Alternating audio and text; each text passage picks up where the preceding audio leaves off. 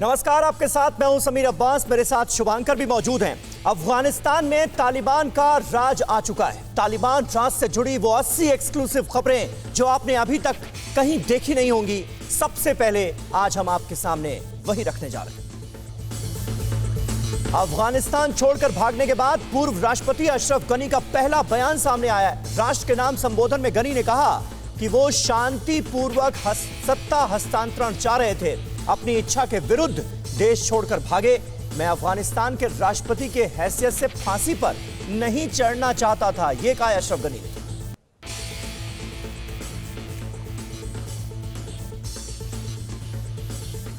काबुल पर तालिबान के कब्जे के बाद कैसे भागे अशरफ गनी, एक वीडियो मैसेज जारी करके बताया। वीडियो मैसेज में अशरफ गनी ने बताया कि बिना जूते चप्पल पहने उन्होंने राष्ट्रपति भवन छोड़ दिया था। कहां है अशरफ गनी? इस रात से पर्दा उठ चुका है। यूएई ने कंफर्म किया है कि अशरफ गनी अबू धाबी में ही है। अफगानिस्तान में बिगड़े हालात पर आज अमेरिका के डिप्टी सेक्रेटरी करेंगे चर्चा, पत्रकारों से भी बातचीत करेंगे। अबू धाबी के प्रशासन ने कहा है कि गनी और उनके परिवार को मानवीय आधार पर यूएई ने शरण दी है, इस पर कोई विवाद नहीं खड़ा करना चाहिए। तालिबान ने अब door to door searching operation शुरू कर दिया है। टारगेट उन्हें किया जा रहा है जो तालिबान के खिलाफ आवाज उठाते रहे। अमेरिका की मदद करने वाले हजारों अफगानियों की जान पर मंडराया खतरा। अमेरिकन एम्बेसी से तालिबान को अमेरिका की वो सीक्रेट डिवाइस मिल गई है जिसमें सबका डेटा है। तालिबान ने अब door to door searching operation शुरू कर दिया है। टारगेट उन्हें किया जा रहा है जो तालिबान के खिलाफ अब तक आवाज उठाते रहे। अमेरिका की मदद करने वाले हजारों अफगानियों की जान पर खतरा मंडरा रहा है। अमेरिकन एम्बेसी से तालिबान को अमेरिका की वो डिवाइस मिल चुकी है जिसमें सबके नाम और पते दर्ज हैं। तालिबान की क्रूरता का एक और वीडियो सामने आया है। अफगान फोर्सेस के 4 जवानों को सरेआम मौत की सजा दी गई। कजाकिस्तान में अफगान एम्बेसी से अशरफ गनी की तस्वीरें हटा दी गई हैं। गनी की जगह अमरुल्ला सालेह की फोटो लगा दी गई। कजाकिस्तान में मौजूद अफगान एम्बेसी ने इंटरपोल से अपील की है कि अशरफ गनी को अरेस्ट किया जाए। एम्बेसी का आरोप है अशरफ गनी और उनके साथी अफगानिस्तान का खजाना लूटकर भागे हैं। तालिबान राज में तेजी से बढ़ने लगी है महंगाई। हफ्ते भर के अंदर काबुल में महंगाई 10% से ज्यादा बढ़ गई। काबुल एयरपोर्ट से अमेरिकी विमान ने जो 2 लोग गिर कर मर गए थे उनकी पहचान हो गई है। इनमें से एक काम फिदा मोहम्मद था जो कि पगमान की रहने वाली थी, जो पेशे से डॉक्टर थी। ब्रिटिश सेना के चीफ का अजीब बयान सामने आया है। निक कार्टर ने कहा है कि तालिबान को एक मौका देकर देखना चाहिए कि वो सरकार चलाता कैसे। प्रेसिडेंट, प्राइम मिनिस्टर और कैबिनेट को लेकर तालिबान की लीडरशिप आपस में ही दो फाड़ हो गई। कई तालिबानी मुल्ला बरादर को राष्ट्रपति बनाए जाने के खिलाफ हैं। हिब्तुल्ला अखुंदजादा के समर्थक चाहते हैं कि वो अगले राष्ट्रपति बने। पहले हिब्तुल्ला अखुंदजादा के प्रधानमंत्री बनने की चर्चा थी, लेकिन अब प्रेसिडेंट पोस्ट के लिए विवाद खड़ा हो गया है। हालांकि मुल्ला याकूब और हक्कानी गुट मुल्ला बरादर के सपोर्ट में। 100 घंटे में काबुल एयरपोर्ट पर हालात बद से बदतर हो गए। एयरपोर्ट पर रुक रुक कर फायरिंग हो रही है जबकि हजारों लोग एयरपोर्ट पर मौजूद हैं। काबुल एयरपोर्ट पर भीड़ इतनी ज्यादा है कि कोई भी प्लेन सही से लैंड नहीं हो पा रहा है, जिसकी वजह से रेस्क्यू के लिए हेलीकॉप्टर की मदद ली जा रही है। तालिबान ने अमेरिका को धमकी देते हुए कहा कि 11 सितंबर तक वो हर अमेरिकी सैनिक को वापस बुला ले वरना अंजाम बुरा होगा।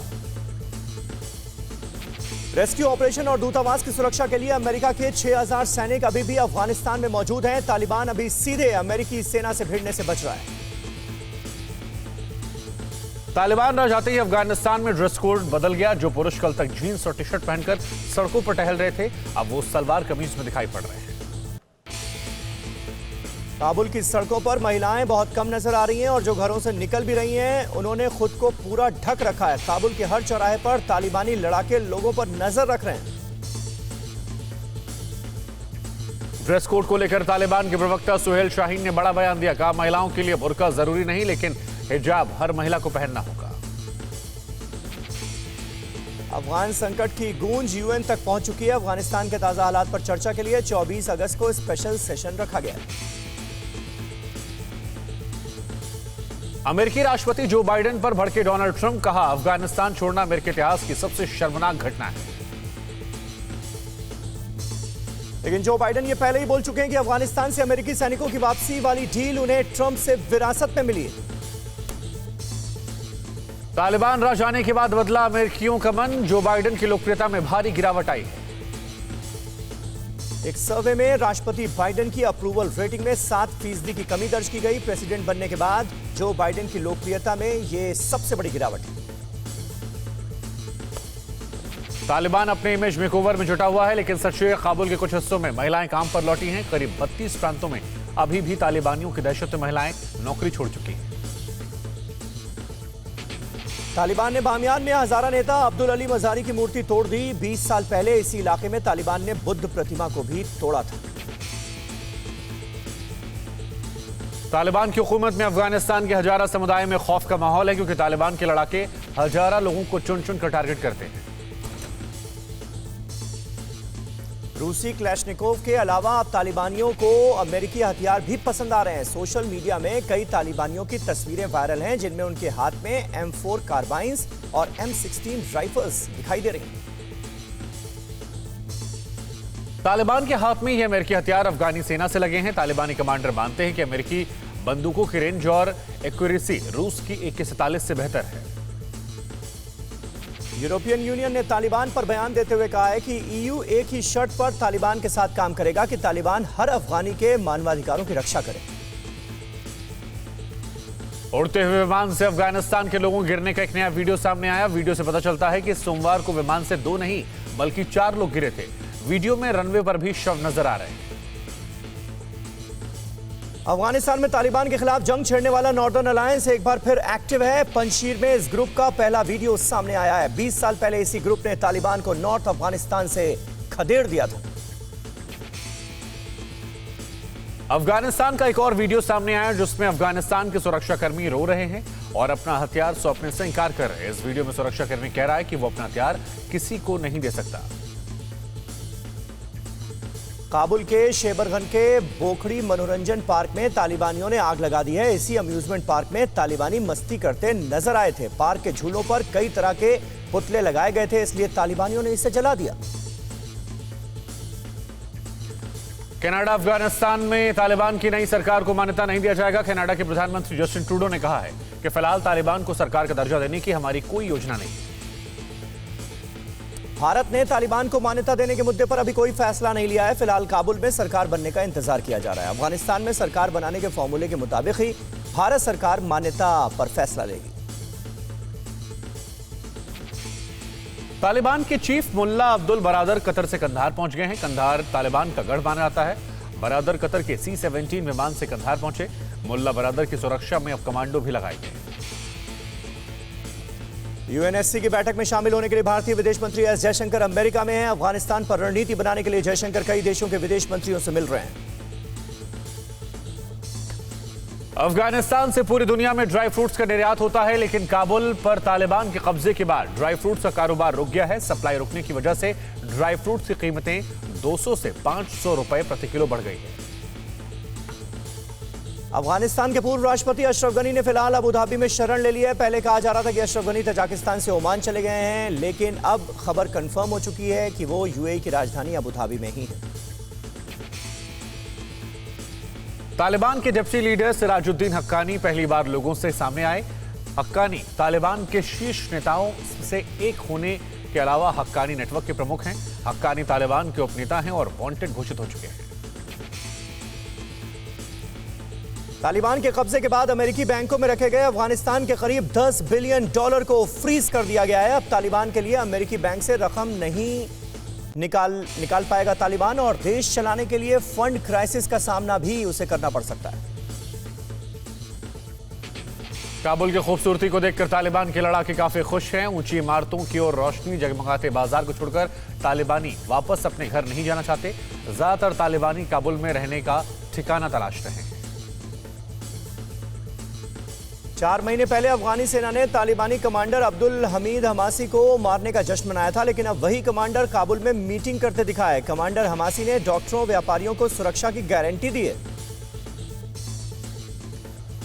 तालिबान ने कहा कि सरकार बनने के बाद किसी से बदला नहीं लिया जाएगा। अब तक अफगानिस्तान में जो कुछ हुआ उससे भूलकर तालिबान एक नए शुरुआत करने वाला है।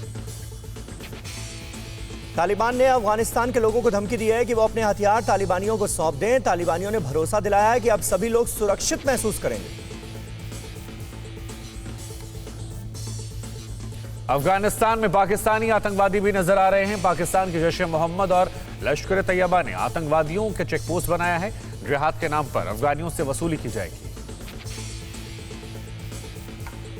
अफगानिस्तान की सेना तालिबान के सामने सरेंडर कर चुकी है। अब अफगानिस्तान की महिला सैनिकों को इस बात का डर लग रहा है कि कहीं उनकी हत्या न कर दी जाए। फिलहाल सेना से जुड़े तमाम लोग अंडरग्राउंड हैं। काबुल में ब्रिटेन के राजदूत की दुनिया भर में तारीफ हो रही है। ब्रिटेन के राजदूत लॉरी ब्रिस्टो ने सूझबूझ दिखाते हुए अपने सभी कर्मचारियों को सुरक्षित बाहर निकाला और घर तक छोड़ने का ऐलान किया।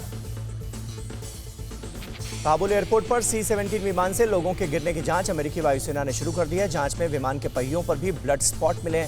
अनुमान है कि रनवे पर उस भीड़ में मौजूद कई लोग टायर के नीचे आ गए होंगे। तालिबान में इतनी आसानी से अफगानिस्तान पर कब्जा कैसे कर लिया, इस पर एक बड़ा खुलासा हुआ है। एक रिपोर्ट में दावा किया गया कि तालिबानी लड़ाकों के पास अत्याधुनिक टैंक से लेकर ड्रोन तक सब कुछ पहले से ही मौजूद था। रिपोर्ट के मुताबिक कुछ महीने पहले तक तालिबान के पास पहले कॉम्बैट एयरक्राफ्ट नहीं थे, लेकिन अब तालिबान के पास Mi-17 और Mi-24 अटैक हेलीकॉप्टर भी मौजूद हैं। नाटो के चीफ जेन्स स्टोल्टेनबर्ग ने कहा है कि अफगानिस्तान के संकट के लिए गनी सरकार जिम्मेदार है। जेन्स ने कहा कि अभी नाटो का फोकस रेस्क्यू ऑपरेशन पर है। अफगानिस्तान में पाकिस्तानी दहशतगर्दों को पालने का जिम्मा सिराजुद्दीन हक्कानी को दिया गया है। पाकिस्तान की पूरी कोशिश है कि कैसे भी करके सिराजुद्दीन हक्कानी को तालिबान कैबिनेट में बड़ा ओहदा मिल जाए। काबुल की सड़कों पर अब ट्रैफिक पुलिस कैसी है, इसका एक वीडियो वायरल हो रहा है। तालिबानी सर पर कैप और कंधे पर बंदूक लटकाए ट्रैफिक कंट्रोल कर रहा है, लेकिन लोग उसका हुलिया देखकर हंस रहे हैं। सरकार के गठन के लिए अफगानिस्तान के कोने कोने से तालिबानी काबुल पहुंच रहे हैं। इस वीडियो में जो काफिला आपको दिखाई दे रहा है वो तालिबान के डेप्यूटी चीफ सिराजुद्दीन हक्कानी के अंकल खलीलुर रहमान का है। अनस हक्कानी के नेतृत्व में तालिबान का एक डेलीगेशन पूर्व राष्ट्रपति हामिद करजई से मिला है। इस मुलाकात का मकसद नई सरकार से जुड़े मुद्दों को डिस्कस करना था। फ्रांस के मशहूर लेखक बर्नार्ड हेनरी इस वक्त अफगानिस्तान में हैं। वो पंजशीर सूबे में गए और अहमद शाह मसूद के बेटे अहमद मसूद से मिले। अहमद मसूद इस वक्त तालिबान विरोध का बड़ा चेहरा बने हुए हैं। तालिबान कैबिनेट से जुड़ी एक बड़ी खबर आई है। सूत्रों के मुताबिक तालिबान के प्रवक्ता रहे जबीहुल्लाह मुजाहिद को तालिबान ने अपना कल्चर एंड इंफॉर्मेशन मिनिस्टर चुन लिया है। अफगानिस्तान के पंजशीर में तालिबान और अफगान सेना के बीच भीषण जंग जारी। पंजशीर इकलौता वो स्टेट है जहां तालिबान का कब्जा नहीं। तालिबान के खौफ से अब लोग दुकानों के बाहर लगी महिला और मॉडल्स की तस्वीरों को खुद ही पेंट कर रहे हैं। ब्यूटी पार्लर और ब्यूटिक्स के बाद लगे तमाम पोस्टर्स और फोटोज को हटा दिया गया है। अफगानिस्तान के लोगों की हालत बेहद दयनीय नजर आ रही है। सभी लोग देश छोड़ना चाहते हैं। काबुल एयरपोर्ट पर महिलाएं अमेरिकी सैनिकों के सामने गिड़गिड़ाती नजर आईं। काबुल की सेंट्रल जेल से एक बार फिर तालिबानियों ने कैदियों को रिहा कर दिया है। कैदियों ने भागते वक्त जेल में हथियार भी लूट लिया। कैदी अपने साथ कई AK-47 राइफल लेकर जेल से गए। रिपोर्ट के मुताबिक तालिबान ने जेल में 2300 आतंकियों को रिहा कर दिया है। रिहा किए गए आतंकी तहरीक तालिबान, अल-कायदा और ISIS के हैं। तहरीक तालिबान पाकिस्तान के डेप्यूटी चीफ को भी रिहा कर दिया गया। अफगानिस्तान की पहली महिला गवर्नर सलीमा मजारी को तालिबानी आतंकवादियों ने पकड़ लिया है।